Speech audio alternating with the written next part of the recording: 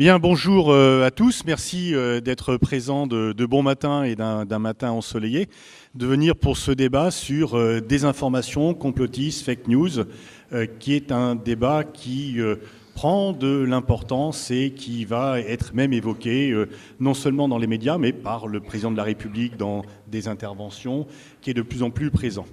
La presse est en crise, il y a une sorte de défiance de certains lecteurs par rapport à la presse qui est mise en cause. En même temps, elle est aussi en crise d'un point de vue professionnel et technologique. Les rédactions diminuent, les nouvelles technologies mettent en cause le schéma traditionnel des médias. Est-ce que ça ouvre un nouvel espace pour la désinformation, pour les stratégies d'influence, ou est-ce que c'est la répétition d'un débat ancien ? Est-ce que les réseaux sociaux sont une bénédiction qui permettent à chacun de s'exprimer et qui viennent démocratiser l'accès à l'information et surtout l'accès à l'expression, ou est-ce que c'est un boulevard pour des stratégies d'influence de la part d'États malveillants, de complots antidémocratiques, ou est-ce qu'au contraire c'est un pas vers la transparence qui permet à chacun de se faire une idée ? Vous avez la biographie de chacun des intervenants qui ont à la fois des expériences longues malgré leur jeune âge, mais en même temps assez variées sur ces thèmes-là. François Bernard, qui est directeur de recherche à l'IRIS, est également médiologue, puisqu'il a créé la revue Média avec Régis Debray, travaille sur ces questions d'accès à l'information depuis assez longtemps. Et François Bernard, tu as publié au moins une demi-douzaine de livres sur ce sujet, y compris sur la propagande de Daesh et là tu viens de publier un livre sur les fake news. Pierre Aski a longtemps travaillé pour Libération. Il est ensuite il a créé Rue 89, donc c'est une expérience aussi assez variée entre un pure player et un média dit traditionnel. L'Obs, et depuis la rentrée, il réveille une partie de la France à 8h17 pour faire un édito de géopolitique. Aude Lancelin a été longtemps à l'Obs, elle l'a quitté dans des conditions qu'elle a racontées dans un livre, et elle est maintenant en charge de Le Média, qui est un média télévisé tout à fait nouveau. Et Olivier Ravanello a été longtemps ici à iTélé. Tu as aussi quitté iTélé dans des conditions après une grève assez dure et de contestation de l'actionnaire principal sur la gestion qu'il voulait avoir de l'information. Et tu as maintenant créé le propre média télévisé également. Donc c'est vraiment des regards très variés avec des expériences très diverses et finalement sur tous les champs, presse écrite, médias sur des canaux nouveaux et également des livres pour la plupart d'entre eux. Et peut-être je vais commencer par toi, François Bernard, sur ce débat entre complotisme, désinformation, fake news. Est-ce que c'est vraiment un débat tout à fait nouveau ? Je me rappelle finalement de cette chanson de Jacques Dutronc, « On nous cache tout, on nous dit rien », qui était dans les années 60. Donc, est-ce que Jacques Dutronc a été prescient ou est-ce que finalement c'est toujours un peu la même ritournelle avec des oripeaux nouveaux ? Alors, d'abord, je vais faire l'académique de service. Nous parlons de trois notions différentes. Les fake news, c'est de l'ordre des faits. Cette photo, elle est truquée ou elle n'est pas truquée. Ce monsieur a fait cette déclaration ou pas. On a assisté à cet événement ou pas. Vrai, faux, binaire. Le complotisme, c'est une théorie qui cherche à expliquer trop par des causes uniques. C'est de l'ordre de l'interprétation de la théorie. À la limite, on pourrait faire du complotisme uniquement sur des faits vrais, mais interprétés d'une certaine façon. La désinformation, ça c'est un concept beaucoup plus nouveau qui date des années 53, c'est une stratégie de déstabilisation d'un système, d'une entreprise ou a fortiori d'un État en sapant la croyance dans sa moralité ou son système de vérité. Alors, cela dit, est-ce que c'est nouveau ? Oui et non, bien entendu, encore une réponse académique. Oui, en ce sens que, comme dit Popper, l'homme est un singe menteur et des grands faux historiques, entre la lettre du prêtre Jean et les armes de destruction massive, on en trouverait des tas. Mais ce qui est nouveau, c'est, premièrement, l'extraordinaire démocratisation du faux, d'ailleurs de la théorie du complot et de la désinformation, c'est-à-dire que ce qui était autrefois produit soit par des services d'État, soit par des agences spécialisées ou par des services secrets, je ne sais pas, les faux morts de Timisoara, enfin pas les vrais morts de Timisoara, mais faussement attribués. Maintenant, chacun peut le pratiquer pour de nombreuses raisons, dont des raisons technologiques. On peut tous produire de fausses informations. Quand Staline voulait faire disparaître Trotsky des images, il fallait des milliers de petites mains avec de l'encre de Chine. On peut tous faire ça sur Photoshop. Ça, c'est le premier élément. Ça s'est démocratisé. Évidemment, c'est lié à la technologie qui permet de créer de l'information, de la diffuser, de mobiliser de façon complètement nouvelle et non contrôlée par les élites, les médias classiques, etc. Mais ce qui est surtout nouveau là-dedans, c'est la panique que provoquent les fake news. Et cette panique, elle s'est traduite par un discours récent, un discours qu'on pourrait dire dominant, enfin plutôt celui des élites, des médias, des experts, etc., disant qu'il a trouvé 3 coupables, qui sont les Russes, auxquels on attribue la capacité de déstabiliser des élections avec des bots et quelques algorithmes. Je tenterai de démontrer que c'est impossible. Deuxièmement, on accuse les sphères, la mélanchonosphère, la fachosphère, enfin les populistes ou les populaces, hein, les gens qui ne seraient pas... donc qui auraient perdu le contact avec la réalité qui développerait leur fantasme. C'est la théorie américaine de la post-vérité.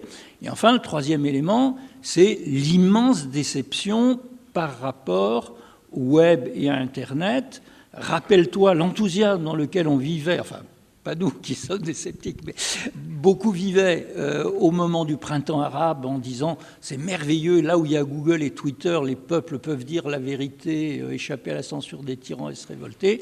Aujourd'hui, on est en train de développer des systèmes législatifs et peut-être plus grave encore, des systèmes des GAFA pour contrôler la vérité et pour maîtriser le golem devenu fou du web. Merci. Pierre Aski, débat ancien, débat nouveau ? D'abord, bravo à François Bernard parce qu'il a synthétisé cet enjeu en 3 minutes de manière remarquable. Je vais répondre comme lui, oui et non. C'est-à-dire que moi j'ai le souvenir par exemple de la rumeur d'Orléans d'Edgar Morin, qui est un bel exemple de fake news des décennies avant Internet et avant notre époque. Donc de ce point de vue-là, il n'y a rien de nouveau. En revanche, et le phénomène nouveau, il est double, il est même triple. Il est lié, à la technologie, c'est évident. Prenez l'une des affaires les plus intéressantes de ces 2 dernières années du point de vue des mécanismes de ces fake news. L'affaire Cambridge Analytica. Cambridge Analytica, pour ceux qui ne connaîtraient pas, ça a fait pas mal de bruit il y a quelques mois. C'est une entreprise basée à Londres qui a utilisé des dizaines de millions de données de Facebook en faisant un concours en ligne. Un professeur, sous des apparences académiques, a fait un concours où vous pouviez gagner un peu d'argent en plus. Donc vous participiez, vous répondiez à un questionnaire. Pour répondre à ce questionnaire, il fallait juste autoriser le professeur à accéder à vos données Facebook. Et donc, il a distribué un petit peu d'argent, ce qui est peu par rapport à l'enjeu de ce qu'il y avait, à des millions de personnes qui ont donné accès à leurs données Facebook. Et donc, il a pu siphonner non seulement vos données à vous, mais celles de tout votre réseau, tous vos amis et vos contacts Facebook. Donc, il s'est retrouvé avec 70 millions de personnes dans sa besace, avec toutes leurs données qu'il a pu analyser et donc cibler des messages en fonction de tout le profil que révèlent ces données. Il se trouve que ce monsieur travaillait pour cette entreprise Cambridge Analytica qui vend ses services à des campagnes politiques. Donc il se trouve qu'ils ont fait la campagne du Brexit, ils ont fait la campagne de Trump, que parmi les fondateurs on trouve Steve Bannon, qui est le gourou de l'extrême droite américaine, qui est aujourd'hui installé en Europe et qui essaye de fédérer de M. Salvini en Italie à M. Orban en Hongrie pour, en gros, mettre l'Europe sans dessus-dessous. Et là, on a le croisement de toutes les données qu'on a, de tous les phénomènes dont on parlait tout à l'heure, c'est-à-dire à la fois la volonté politique de changer les choses sans apparaître ouvertement, la technologie qui le permet aujourd'hui, qui n'existait pas à l'époque de la rumeur d'Orléans d'Edgar Morin, donc où on avait un phénomène circonscrit à une ville en proie à une rumeur. Là, le monde est son théâtre. Et troisièmement, on a la capacité de ciblage qui est aussi un phénomène relativement nouveau.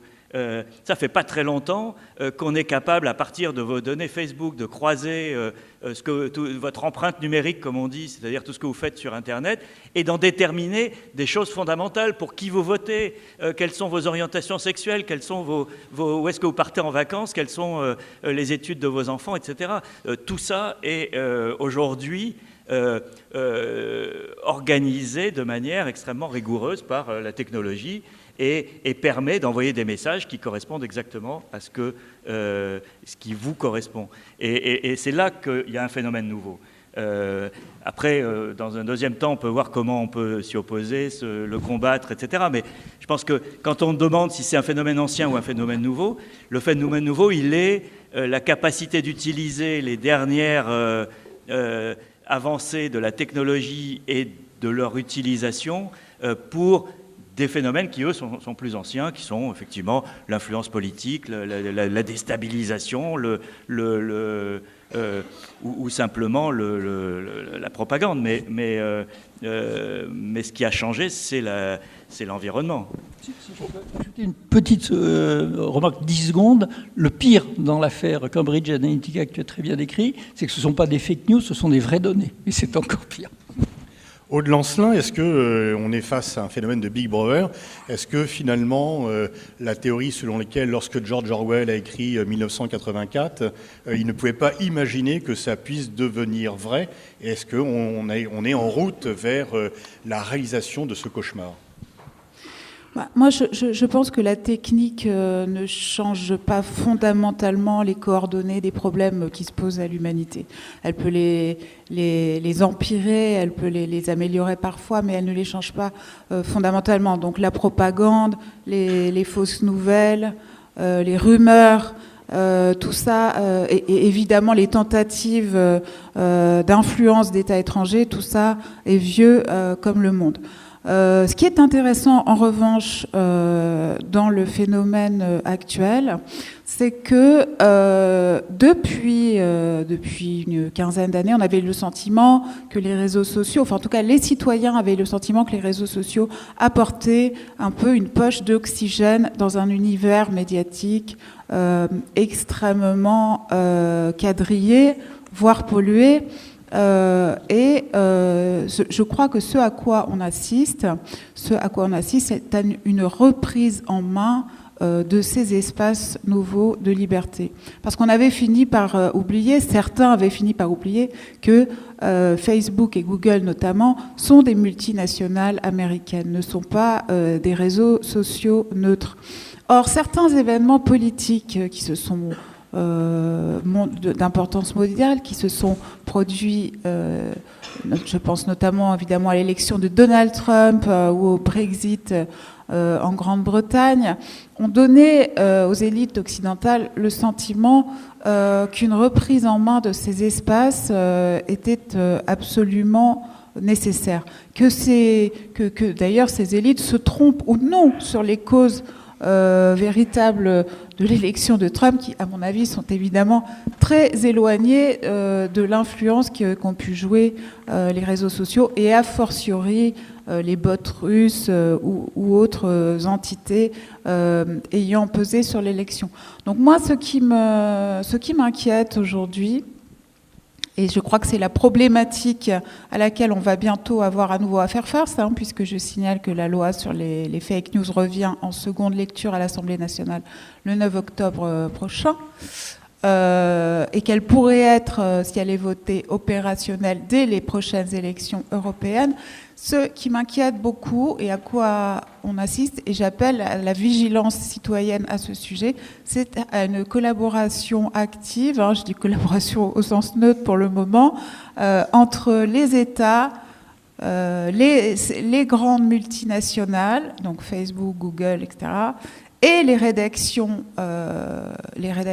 françaises notamment, prenons cet exemple, c'est notre pays, dont beaucoup actuellement acceptent de travailler pour ces multinationales moyennant finance, des sommes parfois astronomiques, 100 000 à 200 000 euros par mois, pour produire des contenus adaptés, c'est-à-dire quand même pasteurisés par rapport aux critères du journalisme vraiment courageux et d'investigation, et voire pour nettoyer à leur demande les contenus suspects, les contenus qui ne seraient pas bien alignés, ce que certains services, comme par exemple les décodeurs au Monde, groupe Le Monde, ne nie pas. Il y a des partenariats engagés entre ces rédactions-là et les GAFA, et ça, je trouve ça très dangereux, on y reviendra. Alors, est-ce qu'on va de nouveau vers une vérité officielle, Olivier ? Parmi tout ce qui a été dit de beaucoup plus brillant que ce que je pourrais reformuler, donc je vais pas essayer de refaire les choses, je pense que fondamentalement, vous avez évoqué 2 mots qui me semblent primordiaux. Pour qu'il y ait un fake news, il faut qu'il y ait une volonté de croire. C'est la première des choses. Si vous êtes dans une attitude d'esprit critique, de remise en cause de tout ce que vous entendez, de tout ce que vous voyez, le fake news ne passe pas. Cette volonté de croire, il me semble qu'on vit en ce moment une période où elle est extrêmement développée. On veut croire qu'il y a des complots un peu partout, on veut croire qu'il y a des intentions cachées derrière tout le monde, on veut croire qu'il y a une main qui organise la politique, l'économie, la planète, une main invisible, et contre laquelle le citoyen doit lutter et être extrêmement vigilant. C'est en partie vrai, mais je n'ai pas l'impression que ça soit beaucoup plus important que ce qu'on a pu connaître auparavant. Mais néanmoins, il y a ce sentiment-là, ça rejoint ce que tu disais Pascal, on nous cache tout, on nous dit rien. La deuxième chose, c'est qu'il faut quand même qu'il y ait une volonté de manipuler. On l'a vu avec Cambridge Analytica, ça c'est pas nouveau. La volonté de faire passer une idée, de faire de la propagande, c'est pas nouveau. En effet, ce qui change, c'est l'ampleur. La capacité qu'on peut avoir grâce aux réseaux sociaux à parler à énormément de personnes. Là où auparavant vous pouviez faire des campagnes d'affichage et de mettre des affiches pour véhiculer ou vos idées politiques ou au contraire pour insulter vos adversaires, elles étaient vues par les gens qui passaient dans la rue. Aujourd'hui, elles sont vues potentiellement par des millions et des millions de personnes. Pourquoi est-ce qu'elles sont vues par des millions et des millions de personnes ? Parce que vous achetez de l'audience sur les réseaux, et ça c'est quelque chose qui est méconnu, je pense qu'il faudrait peut-être qu'on s'arrête dessus. Donc il faut avoir des moyens financiers, mais surtout parce que vous êtes tous responsables quand vous faites quelque chose de très simple qui est partagé. Pour moi, les réseaux sociaux sont assimilables à ce qui se passe tous les matins. Je ne sais pas si vous avez l'habitude d'aller prendre un café au bistrot du coin. Moi, c'est ce que je fais. Et tous les matins, j'entends des choses drôles, touchantes, parfois intelligentes, des choses et des infos que je n'avais pas vues passer. J'entends aussi des aberrations, j'entends des contre-vérités. Il ne me viendrait pas à l'idée une seule seconde de sortir dans la rue et de répercuter ce que je viens d'entendre. Parce que la personne qui est au bar, je ne la connais pas, je ne lui accorde aucun crédit a priori. Je vais répéter quelque chose qui m'aura été dit par un ami en qui j'ai confiance. En revanche, sur Twitter, je retweete. Ce qui a été dit me semble marrant, me semble plus ou moins intéressant et fait écho vaguement à quelque chose que je me dis au fond de moi, je retweete, je partage. Mais encore une fois, c'est pas une idée qu'on retweete, c'est une personne. Et on en revient à quelque chose qui est fondamental dans notre métier, c'est simplement d'identifier la source.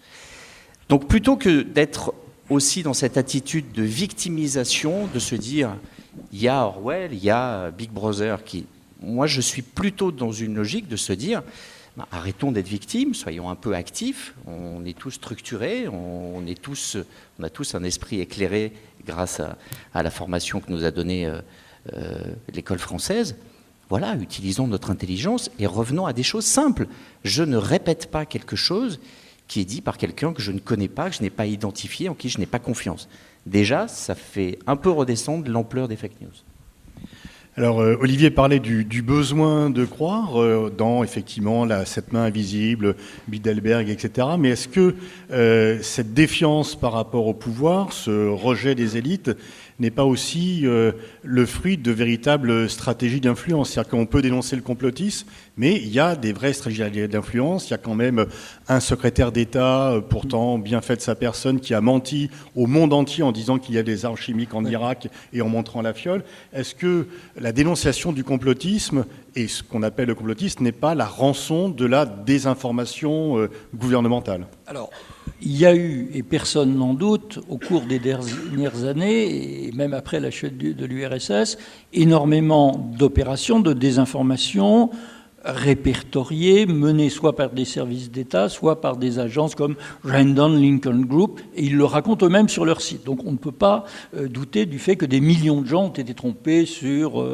Timisoara, les armes de destruction massive, la Libye, etc. Mais ça, c'était de la désinformation d'en haut, organisée, j'allais dire, pas visiblement, puisque ça se présentait comme la vérité, mais assez facile à deviner à l'époque.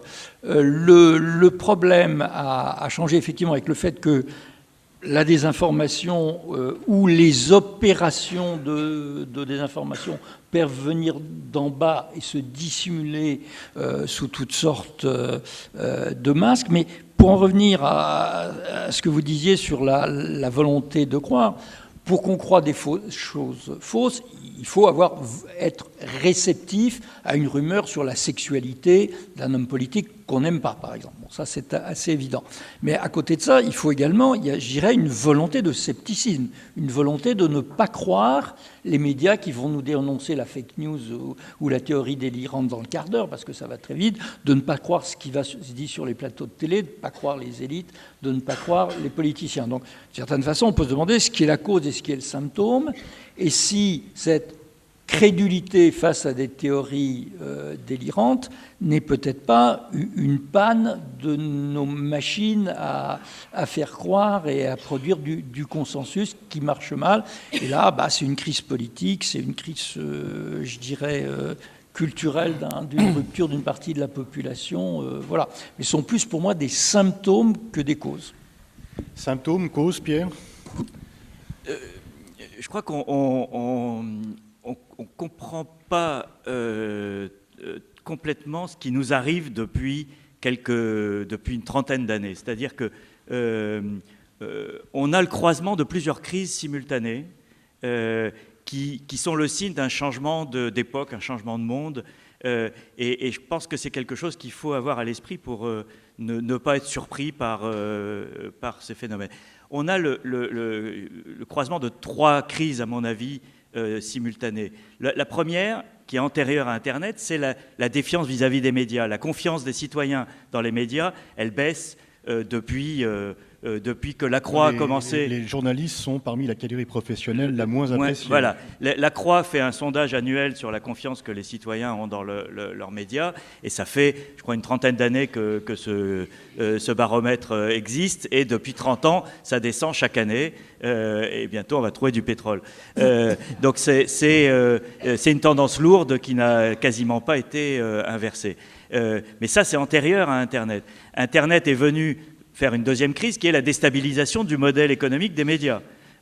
On vit depuis une douzaine d'années dans une convulsion incroyable de notre environnement médiatique, qui a provoqué une concentration des médias entre quelques mains, qui a provoqué une baisse des effectifs de journalistes. Le nombre de journalistes en France a baissé pour la première fois depuis la Seconde Guerre mondiale au cours des 3 dernières années. Ça n'était jamais arrivé auparavant. Donc on a moins de moyens, moins des journaux qui ont à trouver un nouveau modèle, d'autres nouveaux médias, j'en sais quelque chose, qui essayent d'émerger, qui ont du mal là encore à trouver des modèles économiques. Olivier peut en parler, Aude peut en parler aussi. On est dans cette période d'expérimentation, de tentative de faire émerger un nouvel écosystème entre les anciens qui sont aujourd'hui entre les mains de grands groupes et des nouveaux qui essayent de faire exister une sphère indépendante, etc. Ça, c'est la deuxième crise. Et la troisième, c'est celle du changement des comportements, de tous les comportements. Ce que décrivait Olivier tout à l'heure sur le fait de partager, qu'est-ce qui a changé avec les réseaux sociaux? C'est que vous, le public, vous êtes devenus des acteurs de la circulation de l'information. Autrefois, la circulation de l'information, elle était verticale. Les journalistes écrivaient leurs articles, faisaient leurs reportages à la télé, parlaient à la radio, et le public écoutait passivement, je dirais, puisqu'il pouvait pas, il n'y avait pas de chemin retour. Aujourd'hui, il y a un chemin différent qui est que vous êtes les acteurs de la circulation de l'information. Et ça a changé complètement la donne, parce que là où il y avait autrefois des intermédiaires, qui étaient les médias entre l'information et le public, il y a aujourd'hui un continuum qui fait que nous sommes tous dans ce bain. Et le fait qu'il y ait cette triple crise, la défiance des médias qui ont moins de moyens, et une circulation complètement différente de l'information, fait que la circulation des informations vraies ou fausses, elle est identique. Et il y a même une étude qui a été faite, je ne sais pas quelle est sa base scientifique, mais qui dit que les fausses informations circulent 6 fois plus vite que les vraies. Ce qui est pas tout à fait surprenant. Une information spectaculaire, croustillante, sera effectivement partagée beaucoup plus vite, même si elle est fausse. Et ça, c'est un vrai problème qui renvoie, alors il y a beaucoup de prise de conscience en ce moment autour de ce phénomène, à l'idée de l'éducation aux médias. Et effectivement, je pense que c'est un enjeu absolument fondamental. Quand vous arrivez à l'âge où vous êtes autonome sur un ordinateur, je ne sais pas quel est l'âge aujourd'hui, 12 ans, 11 ans, 10 ans 8. Combien 8. 8, oui, d'accord. Prends la connaissance de cause de ce que tu vois à la maison. On sent l'expérience, oui, le vécu. Ça n'est pas inné, vous ne savez pas comment vous pouvez distinguer l'histoire croustillante qu'a partagée sur Snapchat ou sur Facebook votre copain de classe, et une enquête que des journalistes ont mis des mois à produire et qui aura le même statut sur une page Google ou Facebook. Ça s'apprend. Ça s'apprend comme on apprend la mise en distance par rapport à l'information. J'ai fait un test une fois dans une école que je trouve formidable, parce qu'on voit la réaction des enfants qui, tout d'un coup, comprennent à quoi ils ont affaire. Prenez une photo, vous avez des gens qui sourient. Vous leur dites qu'est-ce que c'est, ils vous disent c'est des gens qui sourient. Vous prenez la même photo avec un cadre un petit peu plus large, et vous avez un homme avec une arme qui leur dit « souriez ». Et donc là, ah oui, c'est une autre histoire, c'est des gens qui sont forcés de sourire. Vous prenez une troisième photo avec un cadre encore plus large, vous avez des caméras. On est en train de tourner un film sur un homme qui braque des gens qui sont en train de sourire. Vous avez 3 photos, la même, mais à 3 cadres différents, et vous avez 3 histoires différentes. Et je peux vous dire que vous montrez ça, vous faites cet exercice avec des enfants en classe de collège, ils ne regardent plus une photo de la même manière, et ils se posent plein de questions. L'autre jour, il y avait un reportage. J'étais dans l'émission du Médiateur de France Télévisions, et il y avait un reportage dans une classe où on leur montrait des images de crocodiles qui sortaient des égouts à Paris pendant les inondations. Et on leur demandait, à votre avis, c'est vrai ou c'est faux ? Et donc ils étaient là pendant 10 minutes à se dire quand même, des crocodiles à Paris, c'est pas... mais bon, peut-être qu'ils se sont échappés des eaux. Enfin bref, il y avait toutes les hypothèses, etc. Finalement, il y avait un consensus pour dire, ça doit être vrai. Parce qu'il y a la photo quand même. Et on leur a donné des outils numériques qui sont très simples et disponibles pour voir si une photo a été photoshopée ou pas, si on a travaillé sur la photo. Et des gamins qui avaient 11 ans ont utilisé ces outils et ont découvert qu'effectivement les crocodiles avaient été rajoutés, qu'il n'y avait pas eu de crocodile à Paris pendant les inondations. Oui, on l'a échappé belle. Et là encore, c'est des choses qui font réfléchir, qui créent de la citoyenneté, c'est-à-dire de l'autonomie de pensée.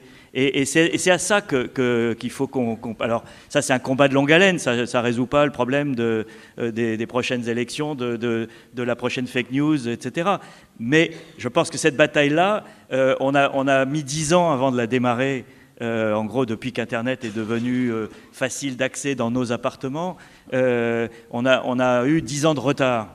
Mais ce travail commence, et je pense qu'il est absolument vital.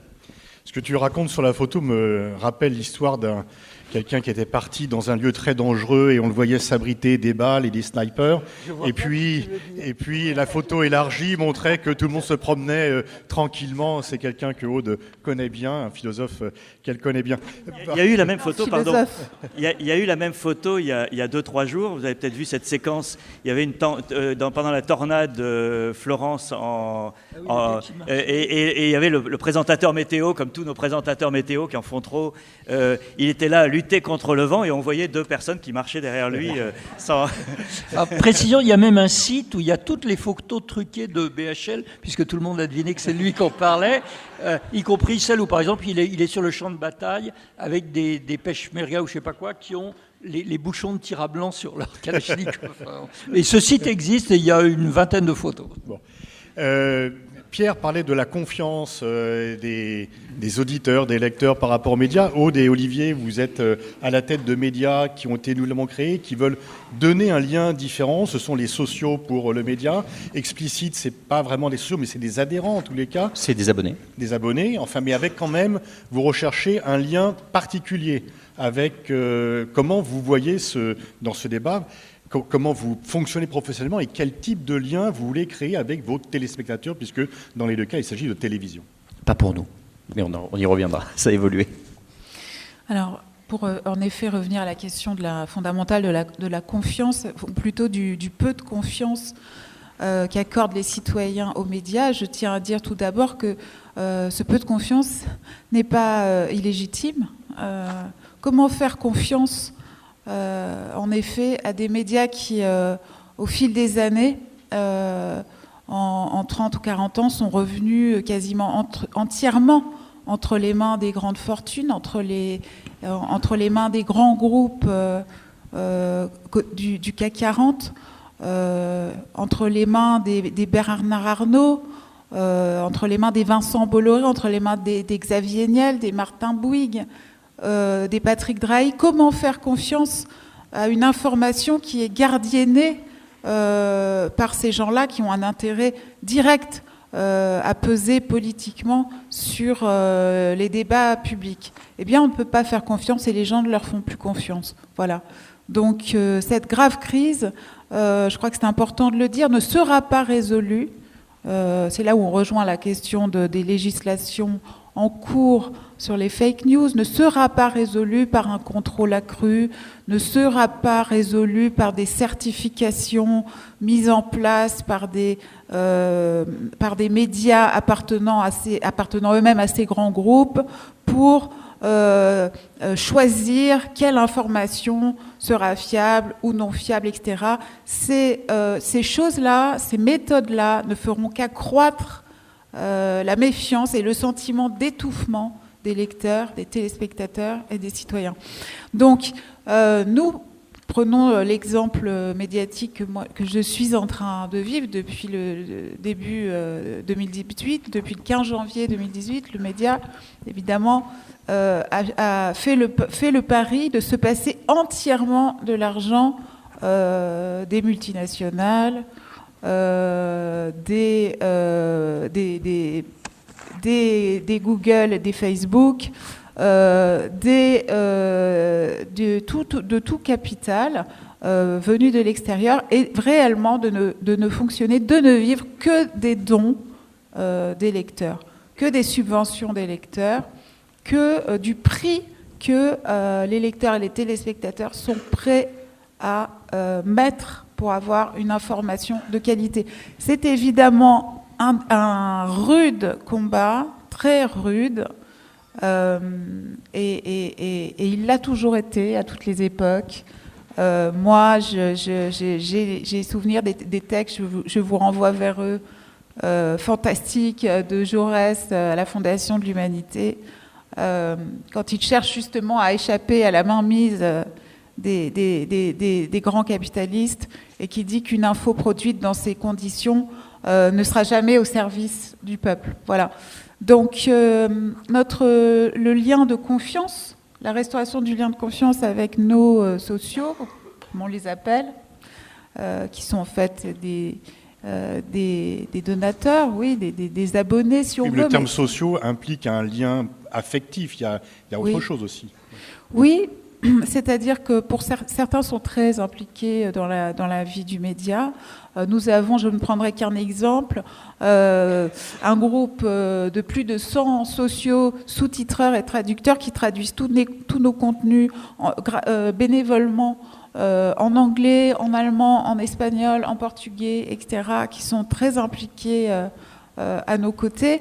Et donc, effectivement, il y a chez ces gens-là un engagement très fort. Parce que le principe, notre modèle économique est celui-ci. C'est-à-dire que ça n'est pas un média gratuit.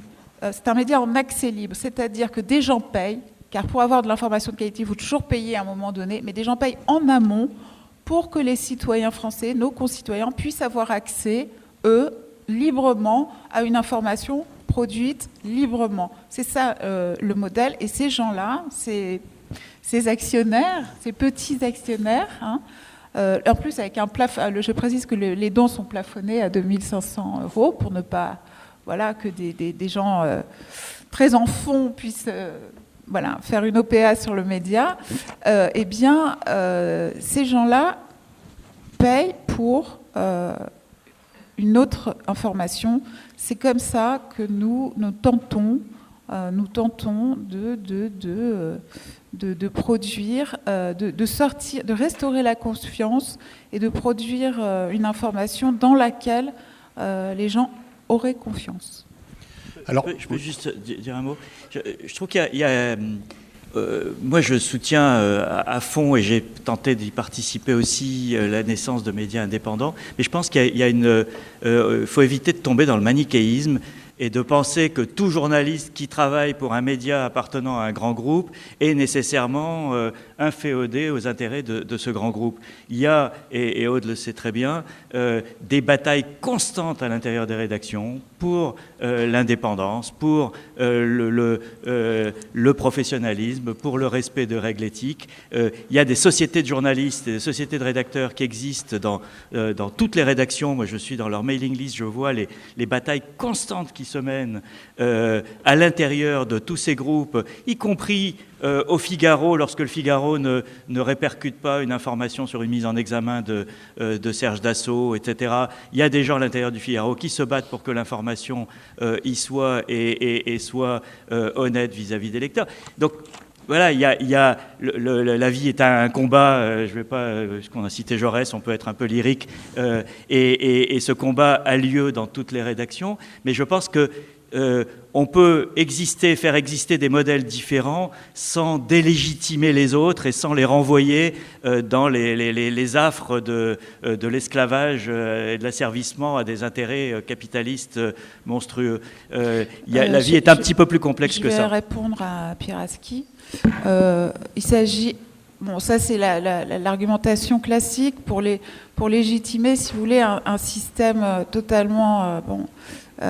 illégitime. Évidemment, alors je le précise, dans chaque rédaction, il y a des gens qui se battent. Dans chaque rédaction, il y a des gens qui arrivent encore à sortir des informations. Dans chaque rédaction, il y a des gens qui payent le prix aussi, qui payent le prix de l'indépendance. À Canal+, il y a des gens formidables qui se retrouvent sévèrement placardisés parce que, justement, ils ont voulu continuer à faire leur travail. Voilà. Sauf qu'on ne peut pas justifier un système profondément anormal et dangereux à partir d'exceptions, si vous voulez. C'est tout à fait malsain de présenter les choses ainsi. On sait très bien que, si vous voulez, moi je suis bien placée pour le savoir parce qu'ayant travaillé dans une rédaction appartenant à un grand groupe, j'ai toujours essayé de me battre et de ne jamais être inféodée justement aux intérêts de ce groupe. Mais généralement, il faut quand même savoir que ça se termine très mal. Ça se termine soit par des évictions, soit par des placardisations. Et l'autocensure au sein de ces groupes est un phénomène extrêmement répandu, tout le monde le sait, et l'honnêteté oblige à le dire. Donc on ne peut pas si vous voulez, on ne peut pas se servir, par exemple, prenons un exemple concret de la sortie cet été de l'affaire Benalla, hein, qui est non seulement un formidable coup journalistique, mais une révélation démocratique de première importance, pour justifier un système injustifiable. Moi, j'ai envie de vous dire, heureusement qu'une information comme ça peut encore sortir, heureusement, parce que sinon on serait en Corée du Nord. Mais on ne peut pas se servir du fait que nous ne sommes pas encore en Corée du Nord pour justifier l'état actuel des médias français. Finalement, les chiens de garde de Paul Nizan, la trahison d'éclair de Julien Banda étaient un peu sur ce thème-là. Donc, libération des médias en 1945, ensuite reprise par les grands groupes. Olivier, donc tu as créé Explicit, un média, après une grève très dure à iTélé qui était sur la qualité de l'information et l'indépendance de la rédaction par rapport aux décisions de l'actionnaire. Quelle est ton expérience et comment tu vois la difficulté à avoir une relation, je dirais, saine et indépendante avec le public ? Explicit, à l'origine, ça part d'un sentiment très fort qui est de se dire les critiques qui sont formulées envers les journalistes, je ne parle pas des groupes, je parle des journalistes individuellement, sont foncièrement injustes. Et contrairement à ce qu'on peut entendre et qu'à un moment donné vous avez verbalisé comme les élites des médias, je réfute complètement cette perception des choses. Je suis journaliste, je resterai journaliste, je ferai mon métier de journaliste et je revendiquerai toujours que la production de ma rédaction est de meilleure qualité et est plus crédible que la production individuelle de gens qui peuvent publier des choses sur les réseaux, non pas parce qu'on est plus intelligent que les autres, mais parce que c'est notre travail. J'adore cuisiner, il n'empêche qu'un cuisinier cuisine mieux que moi. Ça ne veut pas dire que je ne suis pas capable de faire un bon plat, mais ça veut dire qu'il y a quelqu'un dont c'est le métier et qui sait faire les choses. Nous sommes journalistes, nous savons fabriquer une information parce que nous prenons le temps de la vérifier, nous prenons le temps de la recouper, d'aller sur le terrain. C'est un travail. Et je réfute l'idée que la solution pour que nous soyons tous bien informés demain, eh bien, c'est que nous devenions tous journalistes. Le tous journaliste est une supercherie contre laquelle je me bats profondément. Explicit est le reflet de ça. Il est de se dire, très bien, il y a un problème avec les médias traditionnels. Mais ça ne veut pas dire qu'il faut remettre en cause le métier. Ça veut dire qu'il faut repenser un nouveau média qui corresponde mieux à vos attentes. Ça a été tout l'objet de notre réflexion pendant plus d'1 an, où on a publié des choses, on a fait des expérimentations éditoriales sur les réseaux sociaux, pour finalement arriver à ce qu'est Explicit, qui n'est pas un média social. Nous ne sommes plus sur les réseaux sociaux, parce que j'ai fait l'analyse qu'on ne pouvait pas diffuser de l'information sur les réseaux sociaux, parce que vous n'êtes pas maître de votre diffusion. Et que c'est Facebook, c'est Twitter qui décide par ses algorithmes combien de personnes vous allez toucher, à quel moment et de quelle manière. Donc la première des choses pour être indépendant, c'est d'être maître de sa diffusion. Donc nous avons créé un site, explicit.info, une application, de manière à être maître de notre diffusion. Mais fondamentalement, l'indépendance, elle tient à une chose. Excusez-moi, je vais être un peu trivial. Je suis indépendant si mon compte en banque est positif. Si je suis débiteur, si j'ai besoin d'argent, si je vais voir quelqu'un en lui disant « Voilà, on fait un super projet, aide-nous, donnez-nous de l'argent parce qu'on fait une bonne information », il va me donner 1 fois, il va me donner 2 fois, et puis si au bout de la 3e fois que je vais le voir, je suis toujours dans le rouge, il va me dire « Bon, je veux bien vous redonner, mais il va falloir un peu renvoyer l'ascenseur. » Et c'est là où le ver est dans le fruit. Donc je ne crois pas que la seule solution, ça soit celle que vous expérimentiez aux médias. C'est une solution, et j'espère foncièrement qu'elle va fonctionner parce que c'est le reflet d'une mobilisation et d'un engouement qui est extrêmement honorable et admirable. Mais nous essayons autre chose qui serait de dire, essayons de trouver un modèle économique qui soit sain pour que de manière à ce que dans les investisseurs qui soient chez nous, un investisseur, si vous êtes en bonne santé économique, il se fout de ce que vous faites. Parce qu'il a mis son argent et qu'on lui rendra un jour. Par contre, si vous lui faites perdre votre argent, là, il va commencer à mettre le nez dans la ligne éditoriale. Mais corollaire Olivier, de ça, attends, corollaire de ça, comment je fais pour être positif ? C'est grâce à vous. Nous avons tous pris l'habitude pernicieuse de s'informer gratuitement. Dites-moi quel produit de qualité, quel élément qui vous fait du bien à lire, à voir, à manger. À quel moment est-ce qu'on vous le donne? À quel moment vous allez au cinéma gratuitement? À quel moment vous lisez un livre gratuitement? À quel moment est-ce que vous rentrez dans un restaurant et on vous dit non, non, monsieur, c'est bon, vous pouvez ressortir, vous n'allez pas payer? À quel moment? Comment pouvez-vous imaginer que quand vous lisez un article, vous dites, mais il est bien écrit cet article, et puis il y a de belles photos, ils sont allés sur le terrain, ils sont super ces mecs-là. Comment pouvez-vous imaginer que ce moment-là que vous avez eu, vous n'allez pas le payer? J'ai fait comment, moi, pour aller sur le terrain, pour faire vivre ma famille? J'ai fait comment? Donc la solution, elle est chez vous, chers amis. Si vous n'achetez pas l'information, vous n'aurez jamais une info indépendante. Et il ne faudra pas venir vous plaindre. Pardonnez-moi d'être un peu cash, mais c'est ce que nous vivons tous les jours. Et c'est le pari que nous avons fait. On vous fait confiance.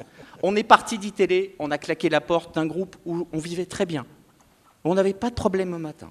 Je ne me posais pas de problème sur mes fins de mois. J'avais une vitrine où je pouvais analyser les choses, faire mon métier dans de bonnes conditions. Je demandais à prendre un avion pour aller sur un théâtre de conflit ou de crise. J'avais la possibilité de le faire. On a claqué la porte pour vous informer, pour vous redonner confiance dans une info. Mais maintenant, la balle, elle est dans votre camp. Nous, tous les jours sur Explicit, sur l'info d'Explicit, sur le site, sur l'appli, on vous donne une bonne info. On vous la donne dans un bon timing parce qu'on a arrêté d'être pressé par « il faut sortir l'info en 2 minutes », ce qui a fait faire à beaucoup de médias énormément d'erreurs et on en paye le prix aujourd'hui. Vous êtes dans un bon timing. Vous avez des choses de qualité. Vous aimez pas, vous préférez les médias explicites. C'est parfait. C'est ça qu'il faut faire. Il faut qu'il y ait un printemps des médias, un renouvellement des marques, diraient les investisseurs, et de la proposition éditoriale, dirait le journaliste. Mais ne vous trompez pas. Hein. Si vous n'achetez pas le média, si vous n'achetez pas Explicit, dans 6 mois, on reviendra pour vous parler de la tentative qu'on a faite. Voilà, je crois que tout le monde a compris le message et je vous invite à le faire et je vais le faire moi-même d'ailleurs. Voilà, voilà, t'as au moins gagné. Bon. François Bernard, à la fois comme analyste et comme lecteur, comment tu t'informes, les étudiants posent souvent la question, comment on fait pour qu'est-ce qu'il faut faire distinguer le vrai du faux, et quel rapport tu as par rapport à ce que vient de dire Olivier entre les médias? Parce qu'en même temps, Olivier, il y a des gens qui investissent dans des médias en sachant que quand tu parles des investisseurs, ils veulent un rendement, mais tu as des gens qui sont prêts à perdre de l'argent pour avoir de l'influence. C'est écrit sur leur tête. Hein. Ouais. Quand ils vendent des avions, oui, voilà, c'est écrit sur leur tête. D'accord. Donc, François Bernard. Mais alors, cher Olivier, même si je partage l'essentiel de ce que tu viens de dire, c'est écrit sur leur tête. Ils vendent des avions, mais ils vendent de la téléphonie, ils vendent du luxe. C'est écrit. Enfin, je ne crois pas tellement à la ligne de partage entre le bon et le mauvais CAC 40. Vois-tu? C'est ça le problème. Moi, j'essaye. C'est que parce que il s'agit bien à chaque fois de logique d'influence. Ce serait quoi le bon 440, Olivier? Non, si Bernard Arnault n'a pas d'avion à vendre, que Bernard Arnault possède Le Parisien, qui est, il faut le savoir, le journal, le quotidien, qui a le plus d'influence sur les autres rédactions, hein, qui est une mine pour tous les journalistes qui fait les sujets du 20h sont souvent faits en fonction de... Qui fait les sujets du 20h, qui fait les sujets de la PQR, etc. Eh bien non, je ne trouve pas ça sain, même s'il vend des sacs à main. Alors, moi, mon approche, elle est autre. Oui, rapidement, Olivier, avant de faire... J'ai découvert un nouveau métier qui s'appelle faire vivre un média, donc de trouver de l'argent pour faire vivre ce média et le construire, en attendant que vous vous abonniez, je le répète.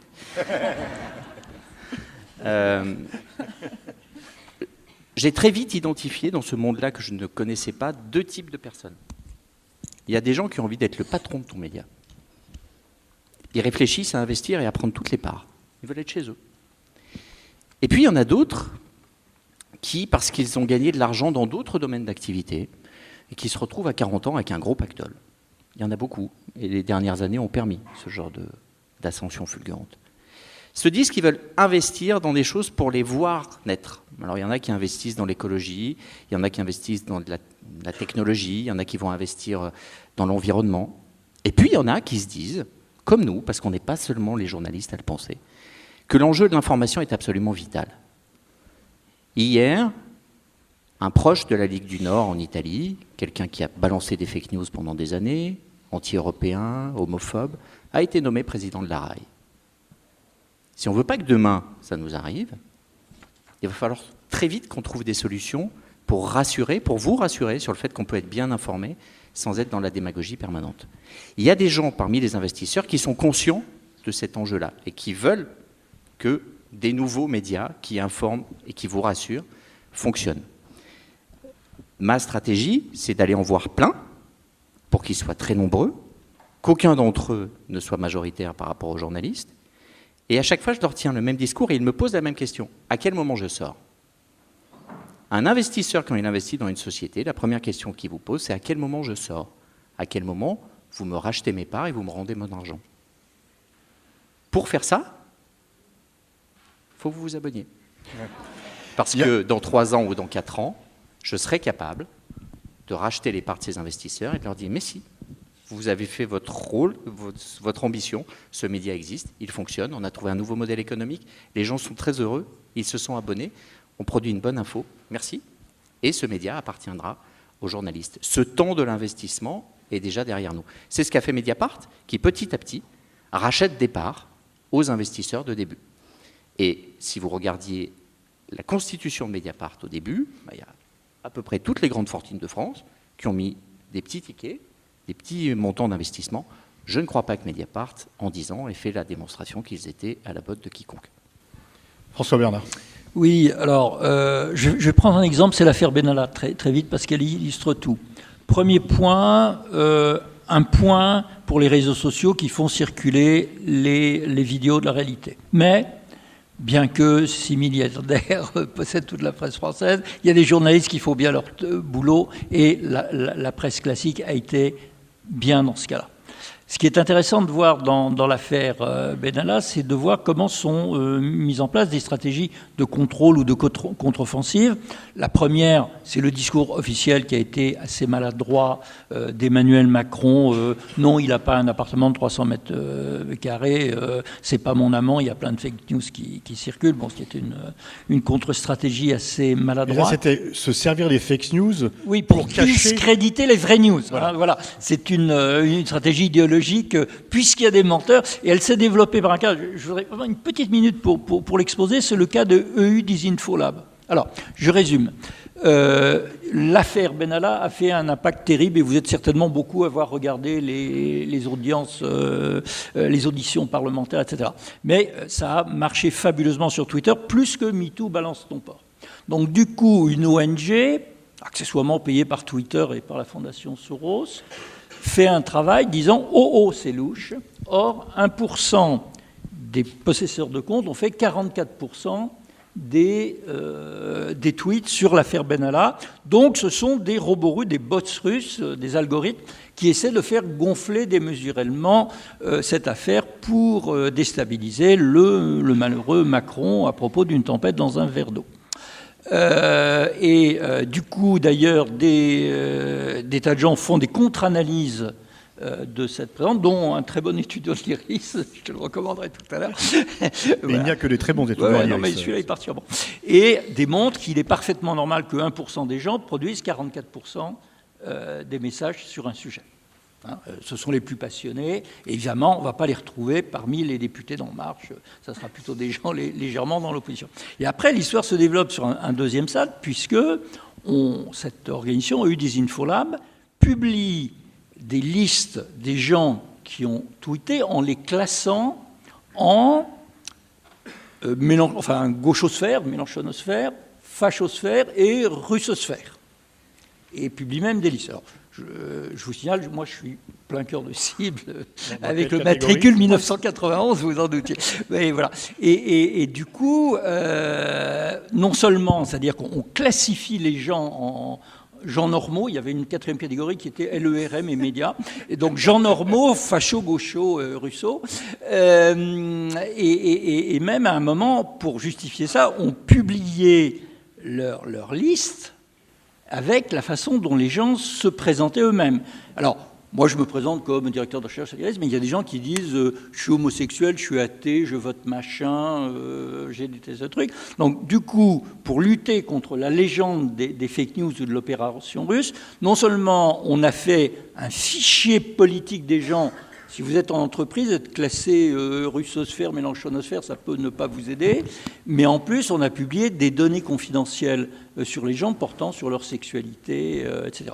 Donc, se méfier de la lutte pour le contrôle et le rétablissement de la vérité. Pierre, sur ce sujet, sur comment la garantir, enfin comment rassurer le public sur la qualité de l'information et donc se débarrasser de cette tenaille entre complotisme et désinformation. On est face à une série de... Tu as une chronique sur France Inter, donc et en même temps tu es très suivi sur les réseaux sociaux, donc tu tiens les deux bouts de la chaîne aussi. Oui, ce qui oblige à une certaine responsabilité. C'est-à-dire que moi, j'ai pris conscience à un moment que, effectivement, j'ai à peu près 200 000 followers sur Twitter, c'est un impact d'un média.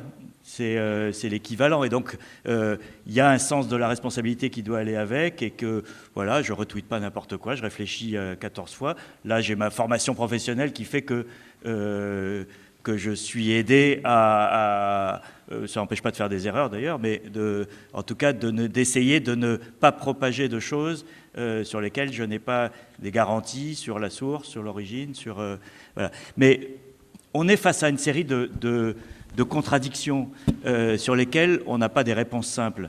On a pensé à un moment, par exemple, que le fact-checking, donc le fact-checking, c'est cette idée d'aller vérifier les informations. Un homme politique dit « j'ai fait baisser le chômage de 70%, vous allez vérifier, c'est vrai, c'est faux, c'est factuel, etc.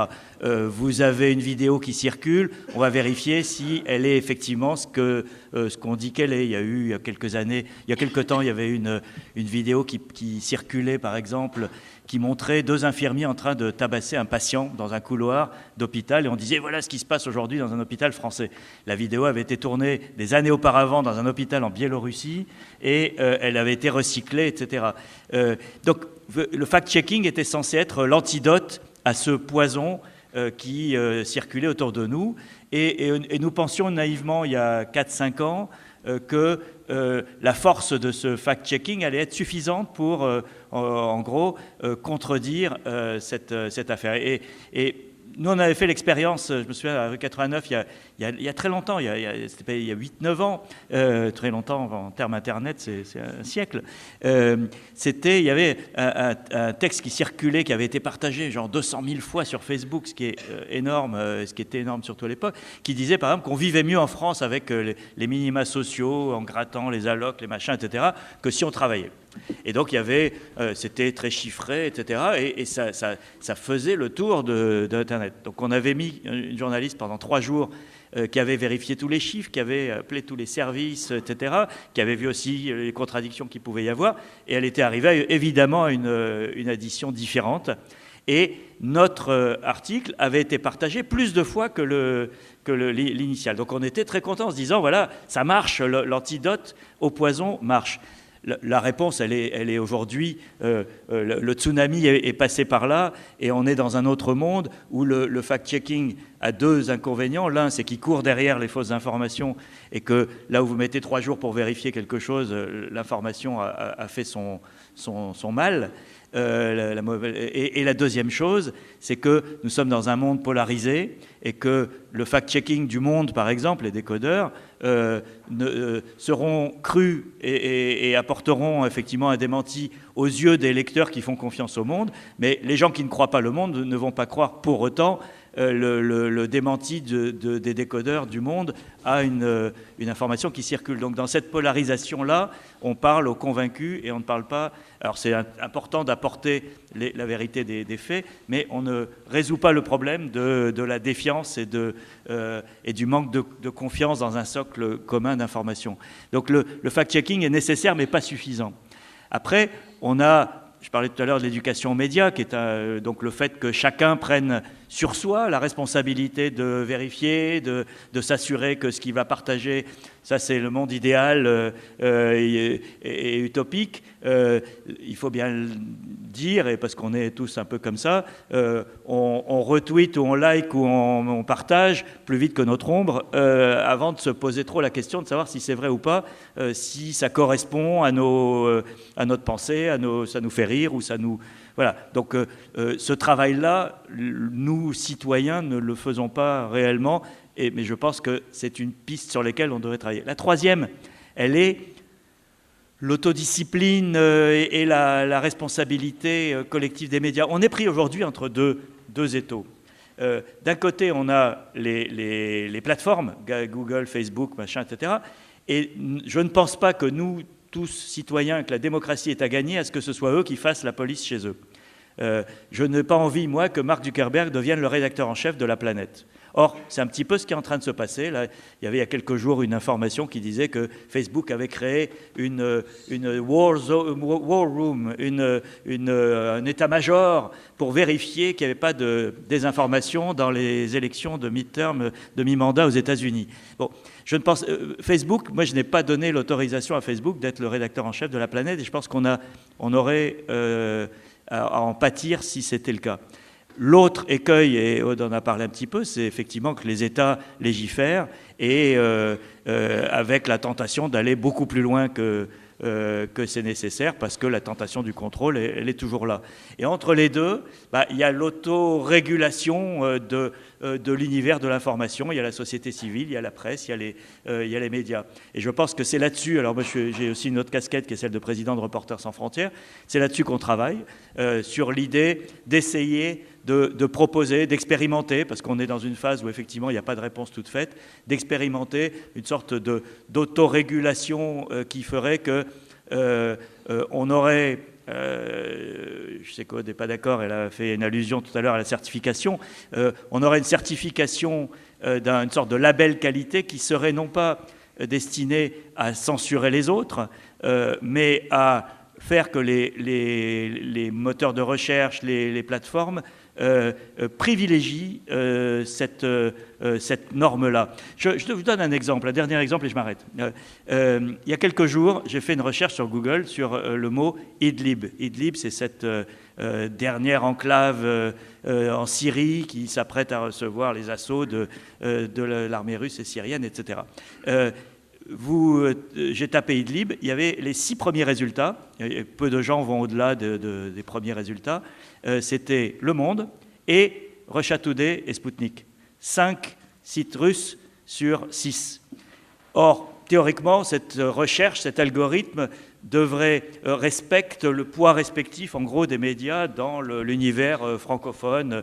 C'est une règle, je la résume un peu rapidement. Mais en tout cas, Russia Today et Sputnik ne pèsent pas aussi lourd dans l'univers francophone qu'ils devraient occuper 5 places sur 6 dans le classement des recherches Google. Ça veut dire que ces plateformes savent utiliser le système pour se valoriser dans l'algorithme de Google.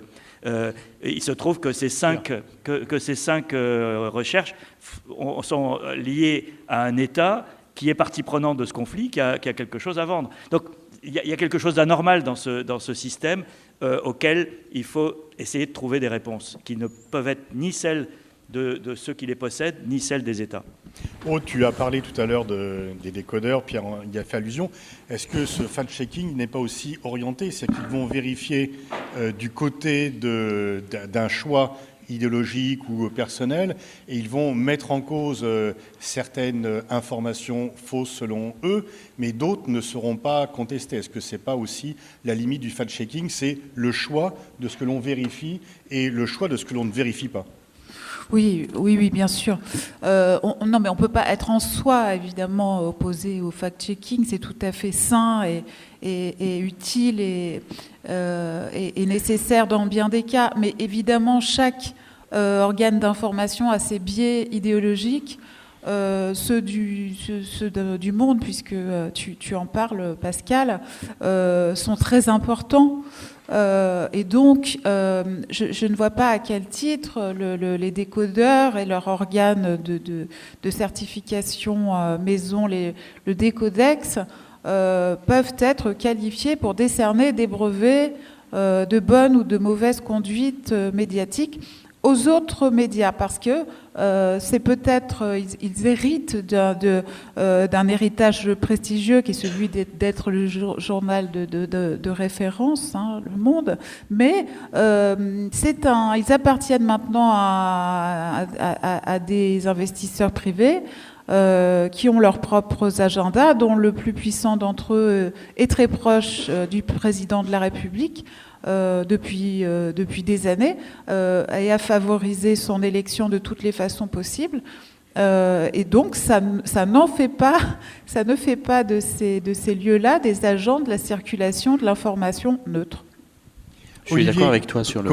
Olivier, avant de passer la parole au public, comment juges-tu effectivement les médias qui jugent les médias? Comment, toi, explicite, si tu vois par exemple une nouvelle qui te paraît abracadabrante ou fausse chez un confrère, comment tu réagis? Comme j'aime pas juger, je ne juge pas. Mais ça me désole un peu. Néanmoins, je ne vais pas le pointer du doigt. Je ne crois pas à ça, je ne crois pas au spectacle médiatique où chacun se dézingue et qui crée une espèce de mousse qui agace tout le monde. C'est-à-dire qu'à part la petite gloriole des uns et des autres qui disent « tiens, je l'ai bien clashé, je suis content », ça ne vous intéresse pas, j'en suis convaincu. Et que la seule réponse à ça, c'est de bien faire son boulot. Voilà. Et que je ne crois pas à la labellisation parce que j'ai peur que sous couvert de très bonnes intentions, elle ne fasse que conforter ce qui est déjà décrié, c'est-à-dire il y a une caste, il y a l'information autorisée et l'autre. Moi, je suis profondément convaincu que tous les gens qui ont envie de s'informer sont en train de vivre l'expérience depuis plusieurs années de ce qu'on appelle l'infobésité, c'est-à-dire je passe mon temps sur les réseaux, je lis plein de trucs et à la fin de la journée, je m'aperçois que j'ai passé 1h30, je ne sais pas si je suis bien informé, j'ai le sentiment que je suis passé à côté de plein de choses et c'est une expérience qui en tout cas n'est pas satisfaisante. Et je pense que progressivement, chacun d'entre vous va revenir aux habitudes d'antan, c'est-à-dire de faire confiance à quelques titres, à quelques médias vers lesquels ils vont se tourner parce qu'ils auront validé le fait que ces gens-là travaillent bien, travaillent selon leurs valeurs, selon ce qu'ils attendent d'un média et qu'ils vont se reconnaître là-dedans. Et que toute la révolution qu'on aura connue est simplement une révolution technologique. Il a fallu faire passer notre métier du papier à un écran de téléphone. Et tout l'enjeu, il est là. Mais pour le reste, je ne crois pas qu'il faille remettre beaucoup de choses en cause.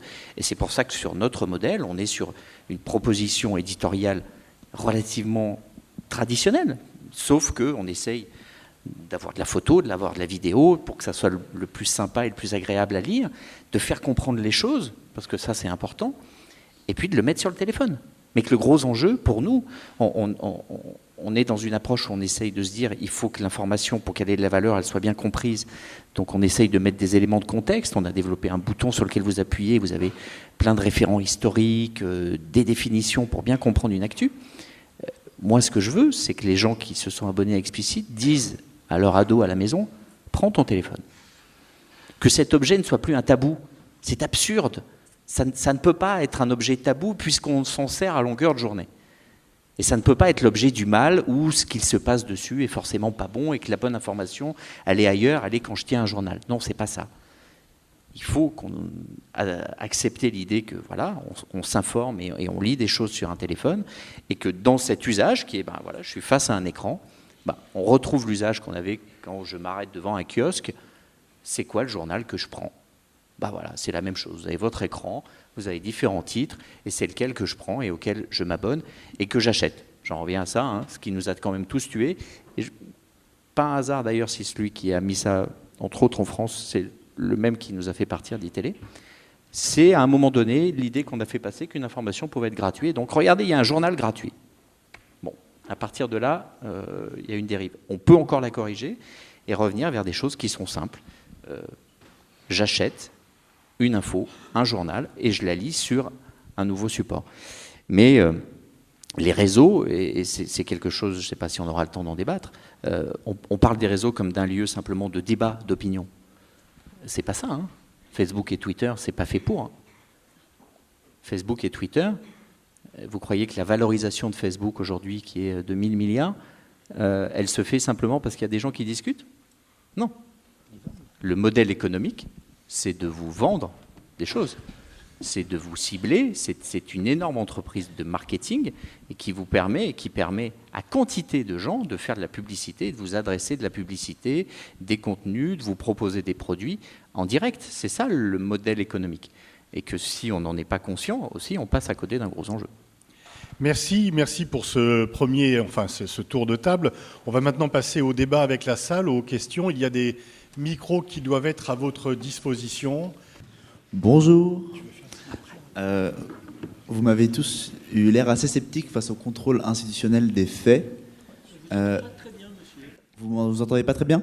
Vous entendez mieux maintenant? Pendant vos interventions respectives, vous avez semblé assez sceptique face au contrôle institutionnel des faits. Est-ce que par conséquent, vous seriez plutôt partisan d'un libre marché de l'information qui serait dérégulé, où on ne ferait conscience qu'à la rationalité des agents, pour emprunter une métaphore économique, ou est-ce que vous pensez qu'il peut quand même exister une sorte de régulation de l'information des faits qui soit saine?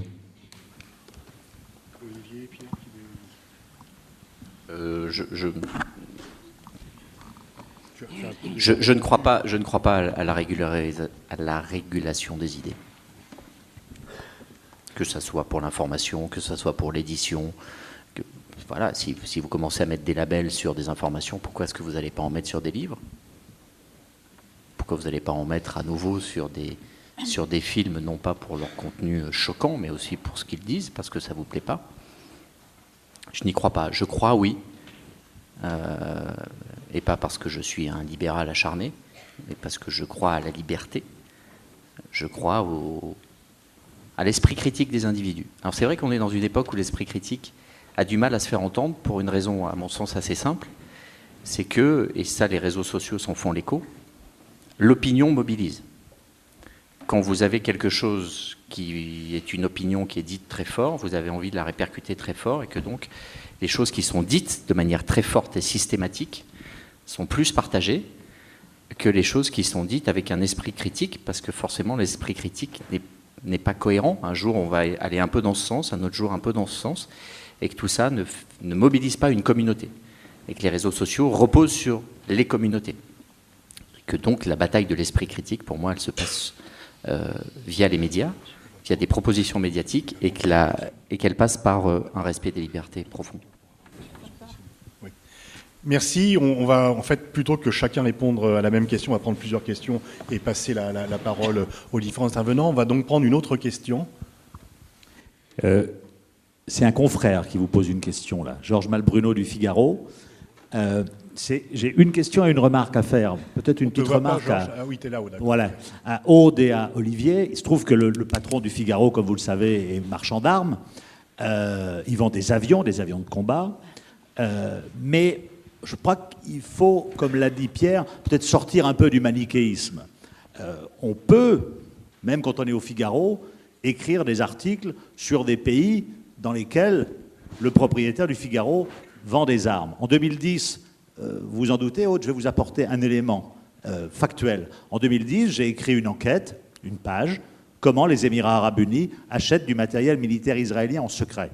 Il se trouve qu'en 2010, Serge Dassault, le groupe Dassault, essayait de vendre des Rafales aux Émirats arabes unis. L'enquête a déplu aux Émirats, à l'Élysée, dont vous saviez la proximité avec le Figaro, mais ça n'a pas empêché l'enquête de paraître, et je n'ai pas été viré. Donc je crois qu'il faut être un tout petit peu plus nuancé. On peut écrire dans un journal, y compris dans mon journal Le Figaro, sur les pays du Golfe. Voilà. J'ai publié des livres sur le Qatar. Le Qatar est propriétaire des murs du Figaro, et ça ne m'empêche pas d'écrire des livres durs ou des articles durs sur le Qatar. Donc je crois qu'il faut un petit peu nuancer. Je crois qu'il y a une ligne rouge, effectivement, et il ne faut pas prendre nos auditeurs pour des gens, pour des incultes.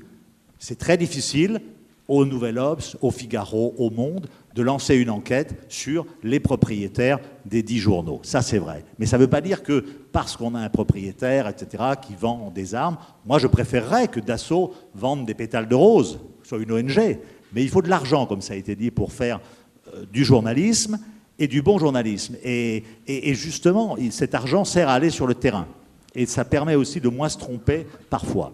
Ma question, c'est qu'est-ce qu'a fait la presse, justement, qu'ont fait les journalistes depuis 35 ans pour contrer la défiance qui est celle de l'opinion à notre égard. Tu commences ? Ouais, écoutez, très franchement, je mets pas du tout en doute ce que vous dites et le fait que vous ayez pu passer, je ne sais pas depuis combien de temps vous êtes au Figaro, de temps en temps des informations gênantes pour Monsieur Dassault dans ses colonnes. Mais très franchement, on retombe exactement sur ce que je disais tout à l'heure. On ne peut pas partir de l'exception pour justifier un système en soi vicieux. Et moi, très très honnêtement, si j'ai envie de m'informer sur les ventes de Rafale aujourd'hui, si j'ai envie de m'informer sur les ventes d'armes entre la France et l'Arabie Saoudite, je vais lire Mediapart. Je n'irai pas lire Le Figaro, je vous le dis très franchement, très clairement.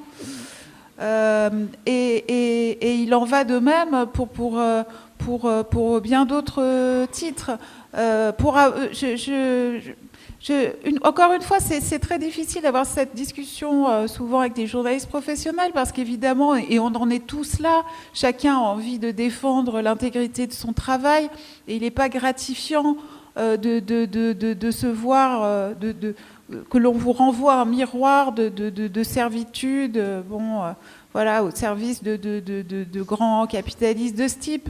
Mais enfin, la réalité, elle est quand même là, monsieur. C'est celui qui paye, qui décide. Surtout dans un journal dont le propriétaire est aussi autoritaire que Serge Dassault, notoirement, et ne se cache pas. Et lui, pour le coup, endosse véritablement la ligne de son journal, contrairement à d'autres actionnaires plus hypocrites qui restent dans l'ombre et n'en restent pas moins actifs. On va prendre une autre intervention, monsieur.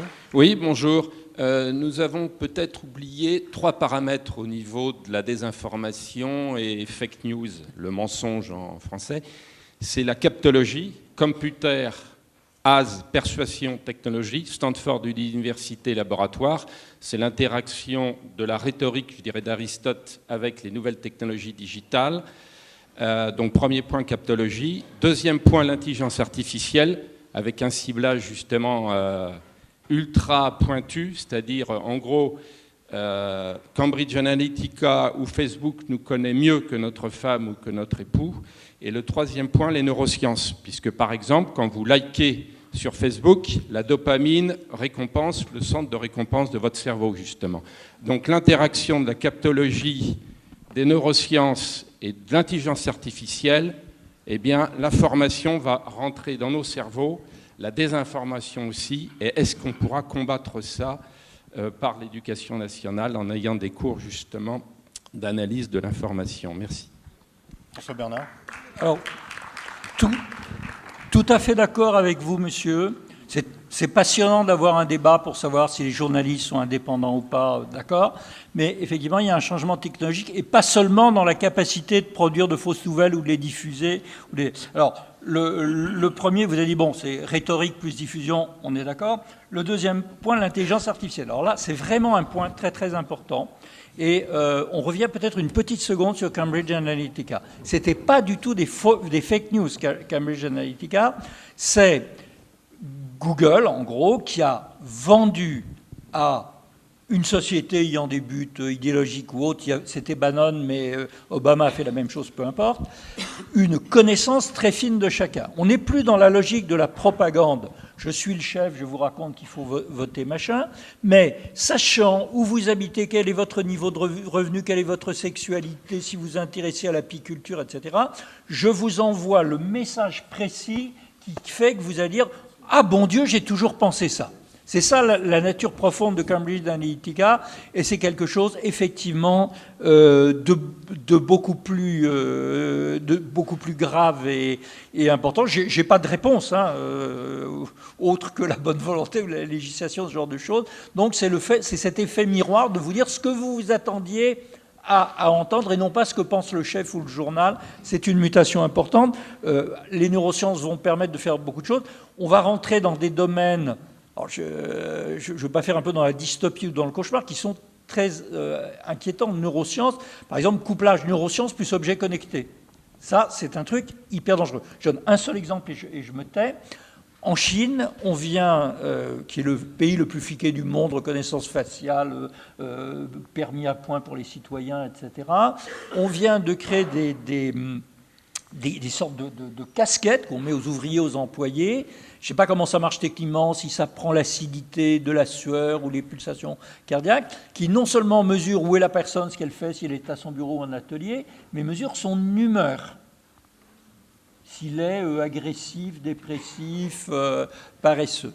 Donc on rentre dans quelque chose qui est évidemment bien pire que Big Brother en 1984, parce que là, vous saviez que Big Brother vous surveillait, qui est une connaissance hyper intime de chacun, que ça soit comme dans le cas dans ses aspirations, comme dans le cas de Cambridge Analytica, et maintenant on rentre dans ses humeurs, qu'on peut d'ailleurs changer artificiellement, comme l'a montré une expérience de Google en soumettant à des gens à des informations orientées pour les rendre pessimistes, optimistes, colériques. C'est un peu effarant, mais oui, vous avez raison. Merci. Une autre question ou intervention ? Bonjour, Cyril Huneau, professeur de philosophie. Vous avez évoqué donc les fake news, le complotisme, la désinformation. On vous entend mal, monsieur, attention oui. au micro. Donc vous avez évoqué donc peut-être un surplus d'informations de flux, et quelque part la désinformation se nourrit d'un mouvement de chaos. Mais vous avez évoqué, Madame Mosselin, le texte de la navette parlementaire sur les fake news. Il y a eu aussi une autre loi qui a été promulguée au mois de juillet, la loi sur le secret des affaires. Et je me demande si le chaos nourrit la désinformation, est-ce que le néant ne la nourrit-elle pas aussi ? Est-ce qu'elle n'est pas aussi l'indice d'une crise de confiance démocratique plus large ? Et en parallèle, est-ce qu'il n'y a pas aussi un problème de réflexion autour de la transparence et du secret en démocratie ? Est-ce que le mythe d'une transparence absolue, peut-être véhiculé dans l'opinion, n'est pas aussi un mirage dangereux ? Merci. Alors, là aussi, totalement d'accord, dans la mesure où il y a un paradoxe, c'est que nous sommes dans des sociétés dites de l'information, de la transparence, c'est à la fois dans notre idéologie d'avoir de la transparence et dans nos capacités technologiques d'avoir de l'information, il n'y a jamais eu autant de secrets que dans nos sociétés. Non pas parce qu'on serait gouverné par des méchants, mais simplement parce que nos systèmes génèrent dans l'entreprise, par exemple, des milliers, des millions d'informations confidentielles qu'il faut stocker quelque part, qu'il s'agisse de brevets, de technologies, de marchés, etc., qui pourraient être utilisés par la concurrence ou par l'adversaire dans le domaine de l'idéologie. Et la rupture du secret, alors on a beaucoup peur des fake news et tout, mais on devrait avoir peur ou se réjouir peut-être de la révélation de la vérité. Je prends deux exemples très simples.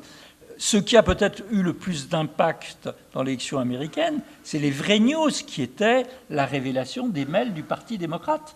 Ils n'étaient pas truqués. C'était vraiment ce que racontaient les démocrates dans leur truc. Et dans les Macron Leaks, qui, eux, n'ont eu aucun effet sur l'élection, il s'agissait de 9 gigas, que personne n'a eu le temps de lire et d'analyser d'ailleurs, d'informations authentiques. Donc, un des dangers ou un des facteurs importants, c'est outre la multiplication des lanceurs d'alerte qui peuvent balancer à l'extérieur les secrets de leur banque, de leur organisation, leur État, leur service secret, le fait qu'il y a des techniques, ça s'appelle hack and leak, qui permettent de pénétrer dans les mémoires, disons, des ordinateurs d'une organisation adverse, politique ou économique, et de mettre sur la place publique leurs secrets. la phrase de Malraux disant que nous sommes un misérable petit tas de secrets va prendre un autre sens. Mais en fait, c'est tout le débat autour de Julian Assange et Edward Snowden.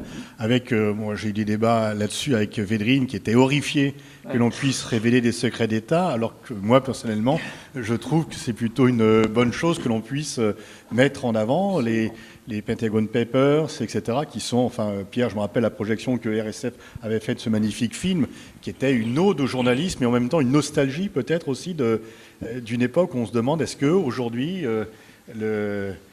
on pourrait faire ce qu'avaient fait à l'époque les journalistes Pardon. Il y a une des évolutions les plus spectaculaires du travail des journalistes ces dernières années, c'est justement ce travail collaboratif qui a été fait autour de ces données. Pardon. Les Panama Papers, les LuxLeaks, donc sur le Luxembourg, récemment les Dubai Leaks, c'est-à-dire vous avez des masses de données qui sont diffusées, soit par des lanceurs d'alerte, soit par du hacking, soit par des... Pardon. Et qui sont tellement gigantesques qu'un journaliste ou une rédaction ne peut pas les traiter. Et cette évolution qui est nouvelle, parce que le travail de journaliste est en général un travail individuel ou d'individualiste d'ailleurs, merci, a été compensée par la mise en réseau de plusieurs dizaines de rédactions dans le monde entier et qui traitent des millions et des millions de pages de données, de comptes en banque, etc., et qui sortent au même moment dans le monde entier, et qui ont un impact, alors qui n'est pas un impact forcément immédiat, mais qui peut avoir un impact immédiat. En Islande, le Premier ministre a démissionné, au Pakistan, il y a eu un changement de gouvernement à la suite de ces révélations, mais dans la prise de conscience de l'importance, par exemple, de l'évasion fiscale, ce sont des dates assez clés, et cette mise en relation des rédactions qui travaillent ensemble sur un même projet de bien public, parce que c'est dans l'intérêt public général. Je trouve que c'est une évolution absolument majeure et qui participe de cette tentative de recréer la confiance dans l'utilité du journalisme. Je pense que ça a été des vrais marqueurs. Merci. On peut peut-être prendre une dernière question, monsieur. Oui, bonjour. J'ai écouté attentivement tout ce que vous avez pu développer. Parlez plus près du micro, monsieur. C'est mieux là ? Oui.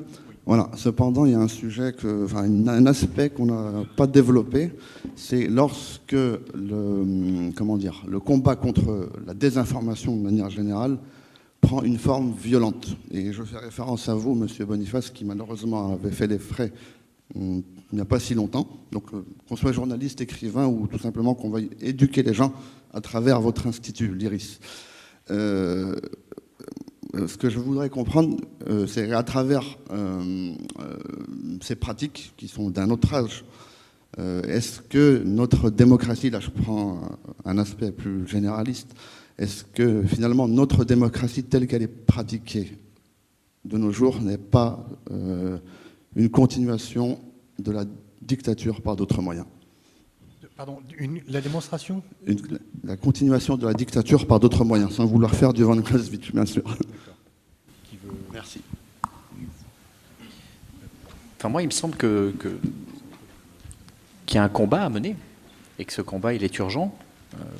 Ce que je vous disais sur la nomination à la RAI, sur l'émergence de certaines idées, sur la propagation de certaines idées qui remettent en cause notre fondement démocratique, de pluralisme, de tolérance. C'est un combat à mener. Et que de se dire, ce combat ne devrait plus exister, il est d'arrière-garde, on ne devrait pas avoir à se battre pour ces idées, oui, je suis d'accord avec vous, mais c'est trop tard. Donc il faut se battre, ça ne veut pas dire qu'il faut se battre violemment, mais ça veut dire qu'il faut s'engager, qu'il faut croire et qu'il faut être persuadé que bien s'informer est aujourd'hui quelque chose d'absolument vital pour nous et pour les générations à venir. Mais qu'il est urgent de se donner les moyens de bien s'informer.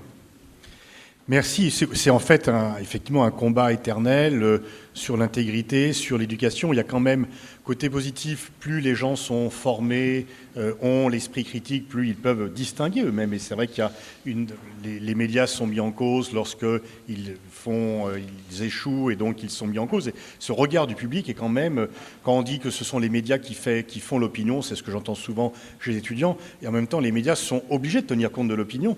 Parce que s'ils vont vraiment à l'encontre de ce que pensent les gens, de ce que croient les gens, il y a une sanction qui est assez rapide du public. Donc en fait, les médias ne sont pas tout puissants, il y a quand même une sanction du public qui existe. Voilà, on arrive au terme de ce débat. Je remercie les 4 orateurs qui ont nourri. C'est un débat qui était à la fois riche, respectueux.